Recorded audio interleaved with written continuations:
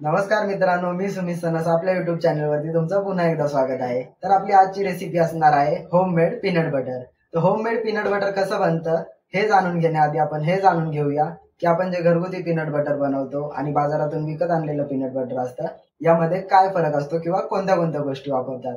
तर जे आपण घरगुती पीनट बटर बनवतो त्याच्यामध्ये आपण वापरू शकतो शेंगदाणे, गूळ, साखर, मीठ आणि चॉकलेट। पण आज जे आपण पीनट बटर बनवणार आहे त्यामध्ये आपण फक्त शेंगदाणे, गूळ आणि चॉकलेट वापरणार आहे त्याचं चॉकलेट पीनट बटर बनवण्यासाठी, ज्याने की त्या पीनट बटरची टेस्ट वाढेल। पण जे आपण बाजारामधून पीनट बटर आणतो त्यामध्ये काय काय असतं हे तुम्हाला माहित आहे का? तर जे आपण बाजारातून पीनट बटर आणतो त्यामध्ये शेंगदाणे तर असतातच, सोबतच साखर जास्त प्रमाणात असते, मीठ जास्त प्रमाणात असतं, सोबतच ऍडेड फ्लेवर्स असतात, कलर्स असतात आणि सोबतच प्रिझर्वेटिव्ह सुद्धा असतात। तर हे प्रिझर्वेटिव्ह किंवा जे ऍडेड फ्लेवर्स आहेत, कलर्स आहेत, हे आपल्या आरोग्यासाठी बिलकुल चांगले नसतात। त्यासाठी आपण घरी पीनट बटर कसे बनते हे आज शिकणार आहोत। तर जे आपण घरी पीनट बटर बनवतो ना त्याची शेल्फ लाईफ कमी असते। आता शेल्फ लाईफ म्हणजेच अर्थातच ते टिकण्याचा कालावधी कमी असतो। तर त्याचा कालावधी असतो 1 आठवडे ते 2 आठवडे। पण हे कसं वाढू शकतो, तर हे पीनट बटर आपण रेफ्रिजरेटर मध्ये ठेवल्यानंतर हे 2 किंवा 3 महिने टिकू शकते। पण हे जेव्हा आपण बाहेरून पीनट बटर विकत आणतो त्याचा कालावधी असतो 12 मंथचा। तर हे 12 मंथ्स कसे टिकते? प्रिझर्वेटिव्ह मुळे, जे की आपल्या शरीरासाठी चांगले नसतात। त्यामुळे आपण घरीच बनवणार आहोत। अगदी आपल्याला 1 महिन्यानंतर पुन्हा बनवायला लागले तरी आपण बनवू शकतो, एवढी सोपी रेसिपी आहे। आणि त्याची टेस्ट तर इतकी अप्रतिम असणार आहे की तुम्ही बाहेरून कधी पीनट बटर विकतच आणणार नाही, तुम्ही दरवेळेस पीनट बटर घरीच बनवा। तर वेळ वाया न घालवता चला बघूया कसे बनते आपले होममेड पीनट बटर।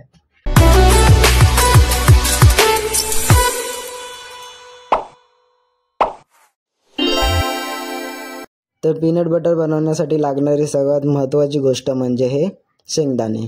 तर हे जे शेंगदाणे आहेत ते आपल्याला एकदम चांगल्या क्वालिटीचे घ्यायचे आहेत। तुम्ही पाहू शकता शेंगदाण्यांची क्वालिटी खूपच अप्रतिम आहे। तर आपल्याला असे चांगल्या क्वालिटीचे शेंगदाणे घेतल्यानंतर त्यांना नीट रोस्ट करून घ्यायचं आहे। तर शेंगदाणे बुरशी लागलेले नको आहेत हे तुम्ही लक्षात ठेवा। तर आता आपण यांना रोस्ट करून घेऊया। तर रोस्ट करण्यासाठी तुम्ही एक पॅन किंवा अशी कढई घेऊ शकता आणि त्याच्यानंतर ती कढई पूर्ण हीट होऊन द्यायचे। लगेच तुम्हाला त्याच्यामध्ये शेंगदाणे ॲड करायचे नाही आहेत।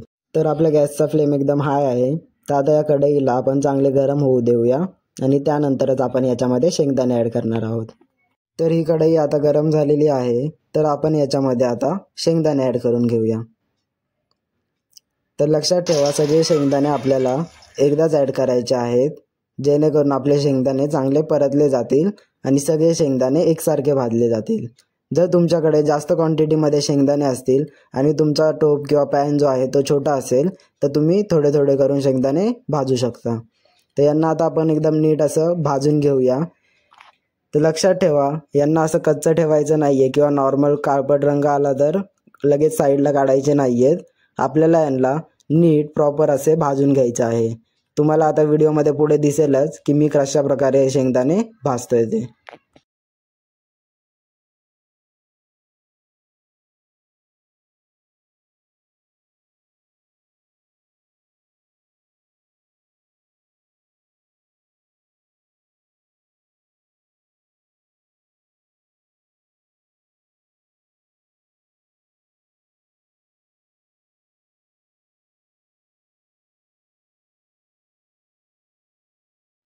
तर आपण आता पाहू शकता की शेंगदाणे थोडेसे काळसर असे झालेले आहेत।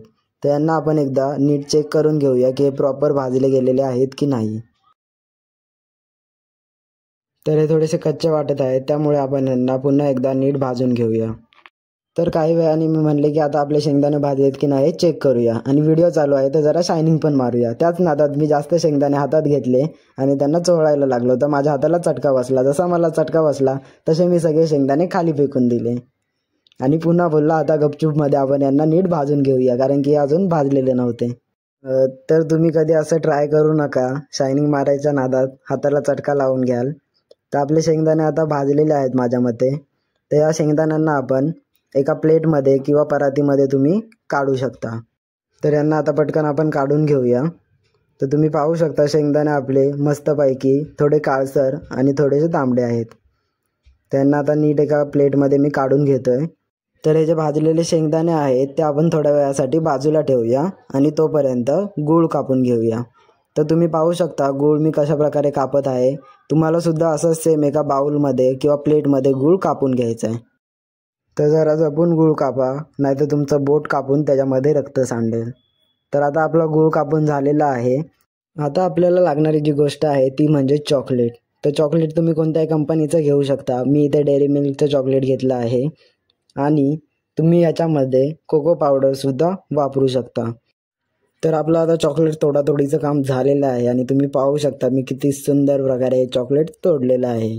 तर आता आपण जे आपले शेंगदाणे होते भाजून घेतलेले त्यांची फोलकाटं काढून घेऊया. त्यांना असं नाईसली एकदम चोळायचं आहे, जेणेकरून त्याची फोलकाटं ऑटोमॅटिक निघून जातात. काही जास्त स्ट्रगल करायची गरज नाही आहे, हे लगेच 2 मिनटाचं काम आहे आपलं. तर आता आपल्या शेंगदाण्यांना मी एकदम नंगूपुंगू केलं आहे. तुम्ही पाहू शकता कशा प्रकारे एकदम नंगूपुंगू झालेले आहेत.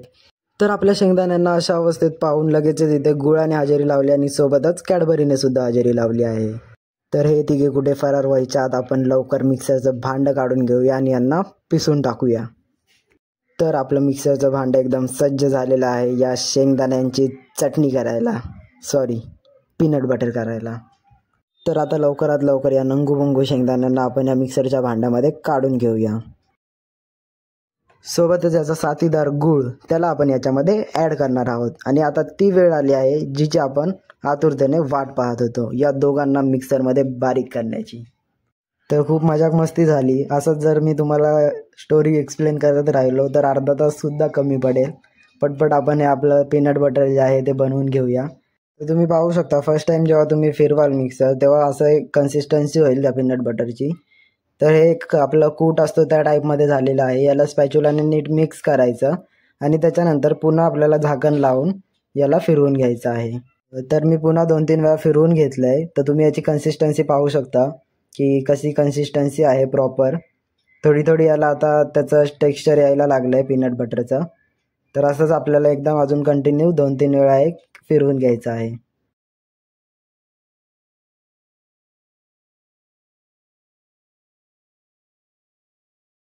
तर ह्या मुवमेंटला आता आपल्याला याच्यामध्ये चॉकलेट ॲड करायचं आहे.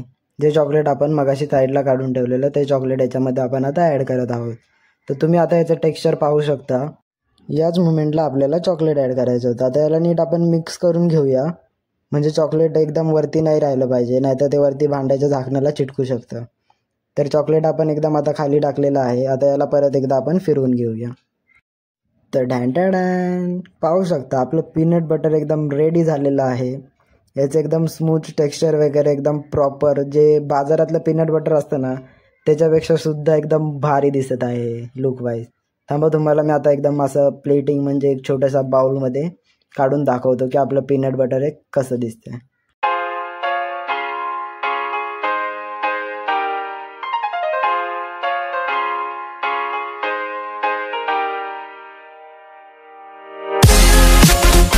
तर आशा करतो की आजची आपली होममेड पीनट बटरची रेसिपी तुम्हाला आवडली असेल. जर आजची रेसिपी तुम्हाला आवडली तर घरी नक्की ट्राय करून पहा आणि कमेंटमध्ये मला कळवायला विसरू नका की आजची रेसिपी तुम्हाला कशी वाटली. अशाच नवनवीन रेसिपीजसाठी आपल्या चॅनलला सबस्क्राईब करा आणि बेल आयकॉन प्रेस करा, जेणेकरून अशाच नवीन येणाऱ्या रेसिपीजच्या व्हिडिओ तुमच्यापर्यंत सर्वात आधी पोहोचतील.